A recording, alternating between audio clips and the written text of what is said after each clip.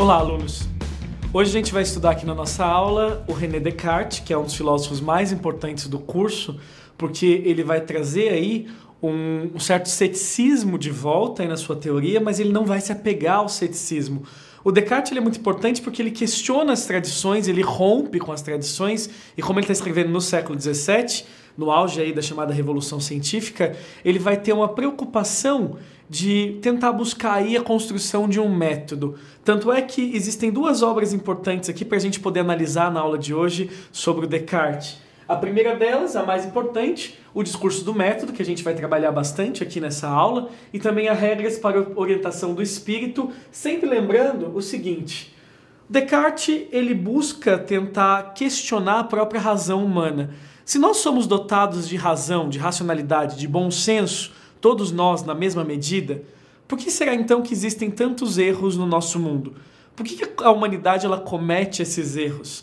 Ele vai chegar à conclusão de que a gente precisa sempre educar a razão humana, tentar buscar aí um método simples, seguro, objetivo, sem todas as considerações do método aristotélico para tentar direcionar a mente humana. Então ele vai começar a se questionar qual será a melhor forma de pensar, a melhor forma de fazer, e esse argumento dele da dúvida hiperbólica que a gente chama, de colocar tudo em questão. Eu posso duvidar do quê? Eu posso duvidar de tudo, menos da própria dúvida. A gente vai falar um pouquinho mais sobre isso daqui a pouco, mas eu queria mostrar para vocês algumas etapas aí do método cartesiano.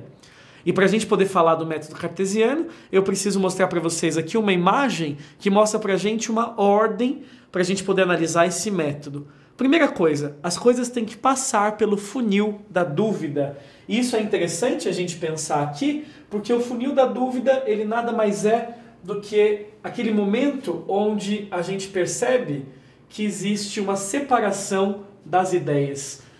As ideias que são dubitáveis, elas não passam pelo funil da dúvida. A gente só considera verdade as ideias que são indubitáveis. O que ele quer dizer com isso? Ele quer dizer que a gente coloca uma ideia em dúvida.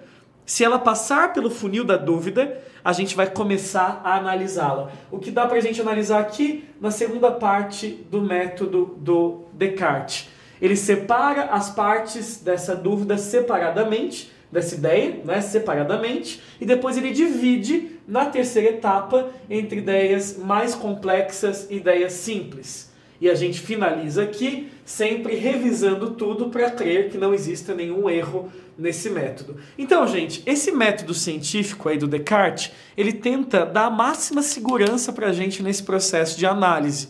Tanto é que ele termina sempre com uma revisão. E a gente usa muito esse método, né? Quer dizer, a base da ciência moderna vai também usar esse método. A gente não pode considerar que nada que nada pode ser colocado em dúvida. Na verdade, tudo pode ser colocado em dúvida, menos uma coisa, a própria dúvida, a dúvida em si. E para o Descartes, gente, a gente não pode confiar na tradição, porque a tradição não é uma forma segura de gerar conhecimento. O Descartes ele é obcecado por essas formas seguras de chegar ao conhecimento. A gente viu no método cartesiano essas etapas para tentar ter o máximo de certeza, o máximo de segurança. E ele vai dizer o seguinte: se tudo pode ser colocado em dúvida, então a gente deve confiar na própria dúvida. E o resultado dessa dúvida hiperbólica que a gente chama é o famoso argumento do sonho. Para mostrar para vocês aqui o argumento do sonho, eu só vou colocar o seguinte aqui para vocês. O argumento do sonho simplesmente diz que... Será que a gente está sonhando ou está acordado? Aliás, como que a gente tem certeza de que a gente estava sonhando e que a gente estava vivendo um mundo irreal quando a gente acorda? E o Descartes vai questionar, e se esse for o momento que a gente está dormindo e a gente nunca acorde? E se tudo não passar da manipulação de um gênio maligno? E se os nossos sentidos estiverem nos enganando? Esses sis que o Descartes vai colocar na sua filosofia vai trazer para a gente a impossibilidade de conhecer as coisas pelos sentidos. Porque tudo pode trair a gente, incluindo aí a nossa memória. E daí surge também o que a gente fala que é a parte mais importante, talvez, do pensamento cartesiano aí, a ideia do chamado solipsismo. Essa palavrinha estranha, solipsismo, nada mais é do que a impossibilidade de conhecermos outra coisa que não sejamos nós mesmos. O solipsismo nada mais é do que a gente perceber que é difícil a gente conhecer a gente mesmo, mas conhecer o resto talvez seja realmente impossível, porque a nossa essência, tudo bem, a gente pode ter uma leve noção do que ela seja, agora conhecer a essência das outras coisas. E é a partir daí que vem a parte mais importante do Descartes, né? Quando ele fala penso, logo existo, em latim, cogito ergo sum. Penso, logo existo. É o pensamento que vai, na verdade, levar à existência das coisas e o sentido das coisas. A gente percebe uma influência platônica no pensamento do Descartes. O Descartes está preocupado com o método objetivo, seguro, né? Um pensamento até um pouco aproximado do aristotélico, mas você percebe que, para ele, essa força mental, essa preocupação, né, com o pensamento validando a existência das coisas é muito importante. E essa frase famosa dele, eu penso, logo existo, traz para a gente a seguinte consideração. O que é verdade para o Descartes? A verdade para o Descartes é aquele tipo de ideia que sobreviveu a todas as formas de dúvida e que a gente percebe que ele divide as ideias em 3 formas, 3 maneiras que as ideias aparecem no pensamento cartesiano aí. Uma delas é, na verdade, a forma das ideias inatas, aquelas ideias que são próprias, que a gente já carrega, que já vem com a gente. As ideias que a gente adquire através da nossa experiência, que são as ideias adventícias, né? Muito simples, alunos. Pensar essas ideias que chegam até a gente. E por último, a combinação dos 2 tipos, uma forma nova aí que pode sair da gente, né? São as ideias imaginativas. E o legal do Descartes é que quando ele fala penso, logo existo, ele vai trabalhar sempre com a possibilidade do princípio da correspondência. O que é esse princípio da correspondência? Se eu consigo pensar em algo, isso sempre remete a um objeto real. Aí muita gente pergunta para mim, Gui, mas calma aí. Se eu penso, tudo bem, num cavalo, que é o exemplo que o Descartes usa, eu penso na ideia de um cavalo porque talvez eu já tenha visto um cavalo e logo um cavalo existe. Sim. Agora, se a gente pensa, por exemplo, numa fada, um ser imaginário. A fada, ela existe. Em que sentido?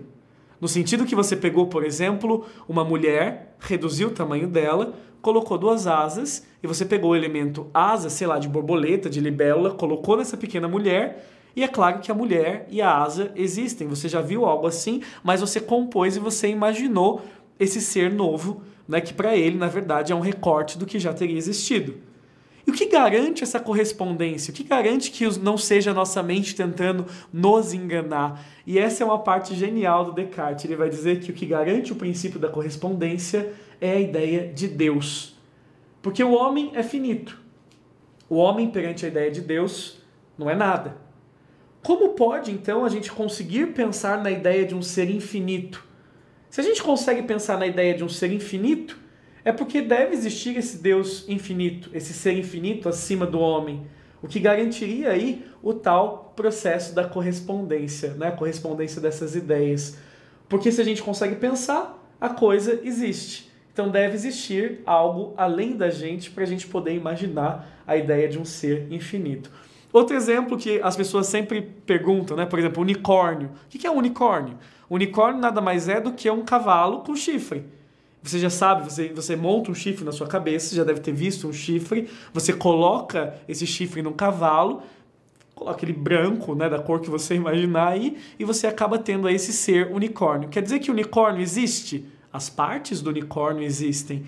Então, questionando isso, esse trabalho mental, o Descartes ele vai conseguir fundamentar aí as bases para que a ciência moderna se desenvolva a partir do seu método. Então, pessoal, vamos fazer uma revisão rápida aqui sobre as ideias do Descartes? Bom, alunos, na aula de hoje a gente viu que para o Descartes a tradição não é segura, os sentidos não são seguros e tudo deve ser colocado em dúvida. O que leva a gente necessariamente a pensar que a única coisa que não pode ser colocada em dúvida é o próprio ato de duvidar. Ela é, na verdade, a dúvida nossa primeira certeza no caminho do conhecimento. O Descartes questionava também, como eu disse para vocês, a ideia de que se todos os seres humanos têm uma razão, né, em igual medida, por que acontecem tantos problemas, tantos erros e ele surge com a necessidade de educar a mente humana através de um método. E o método do Descartes, com essas 4 etapas bem simples, significa que primeiro a gente deve passar as dúvidas pelo funil. O que restar, as ideias que sobrarem, devem ser divididas, classificadas em ideias mais simples e mais complexas, e a gente deve estudá-las nessa gradação e depois fazer uma revisão para que não hajam erros nem confusões. O legal do método cartesiano é que o Descartes ele vai levar essa dúvida a um plano que a gente chama de plano hiperbólico, como a gente viu, e ele vai questionar a própria realidade, né? Como é que a gente sabe se a gente está sonhando ou se a gente está acordado nesse momento. O Descartes ele também é o autor daquela frase famosa, penso, logo existo, em latim cogito, ergo sum, no qual ele acaba chegando aí no famoso princípio da correspondência. Se eu consigo pensar em algo é porque essa coisa corresponde a um objeto real. Mesmo que a gente consiga imaginar um novo ser, as partes desse ser podem ser reais, a gente já deve ter visto. Então existe aí um pouco da experiência contribuindo aí para a formação das nossas ideias. E o Descartes ele vai mudar toda a ciência a partir do seu pensamento, a partir dessa forma inovadora de pensar com a criação desse método. Bom, por hoje é isso, eu espero que vocês tenham gostado e até